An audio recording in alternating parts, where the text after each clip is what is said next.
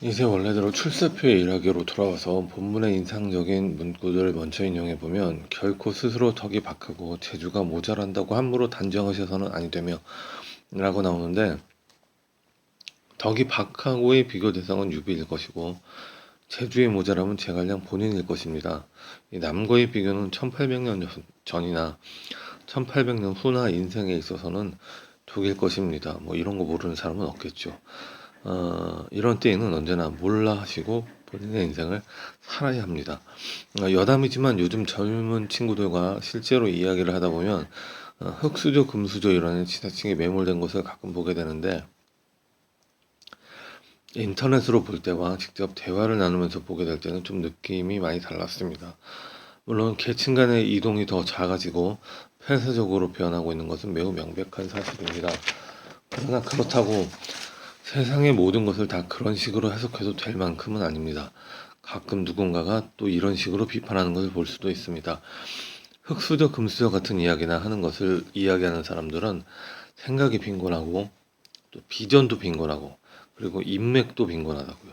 맞는 말이라고 생각을 합니다. 그러나 적어도 젊은 친구들이 하는 이야기가 사실을 기반으로 하는 이야기고 거짓말을 하고 있다는 것이 아니라는 것을 알아야 합니다. 오히려 생각과 비전의 빈곤함을 풍범으로 바꿔주는 것이 바로 어른의 역할이 아닌가 합니다. 저도 이 1인 미디어를 통해 그런 것을 기여해보는 것이 유튜브를 하는 가장 큰 목표입니다. 하나 더 인용해보면, 전한 왕조가 흥한 것은 현명한 신하를 가까이 하고 탐관오리와 소인멸을 멀리 했기 때문이라고 이렇게 나오는데, 이건 인간관계에 대한 이야기죠. 가장 무엇보다 현명한 사람이 누구인지를 가릴 수 있는 사람이 되어야만 현명한 사람을 가까이 할 수가 있겠죠.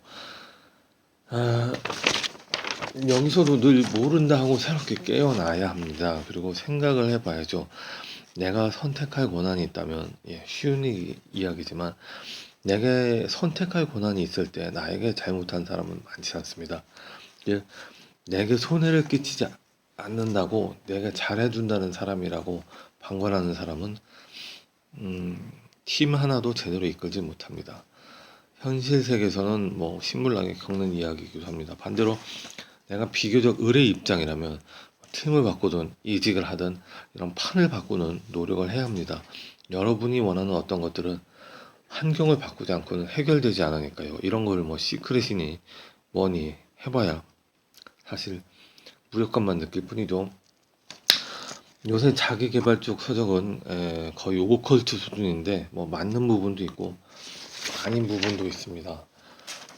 결국 이 모든 것이 자신이 현명해야만 가리고 행할 수 있는 이야기입니다. 그러면 어떻게 해야 현명할 수 있을까? 걱영하고 궁리하는 것 이외에 다른 방법은 사실 없다고 생각합니다. 걱영하고 궁리해서 사는 사람은 어떻게 될까요?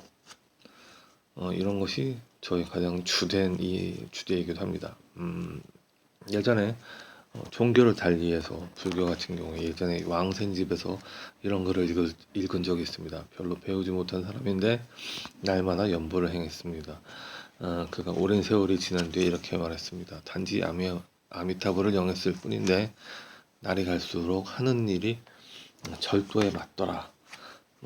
이런 이야기가 있지요. 그래서 경하고 그 다음에 또 어떻게 궁리해야 하는가, 이런 것들이 원래 본격적으로 시작하려고 하는 성악 10도의 이야기였습니다만 그 전에 조금 준비해야 할 것들이 있고 또 이런 실험적인 것들을 통해서 기본적인 것들에 대한 문제를 많이 찾아왔습니다. 일단은 제 목소리가 이렇게 듣기 싫은 줄은 몰랐고요. 그 밖에 여러 가지 문제가 있습니다만 하나하나 제목에 대한 선택, 사람들 이왕에 만들었으니 사람들이 어떻게 관심을 가질 만한 이름을 만드는 것에 대해서도 문제, 이런 여러 가지 문제들이 있고, 명백히 이것은 지금 연습작입니다. 이 영상 자체가 남아있을지도 모르겠습니다. 통째로 사라질 수도 있으니까요. 자, 그럼 출사표의 본문을 다음 회에 읽어보겠습니다.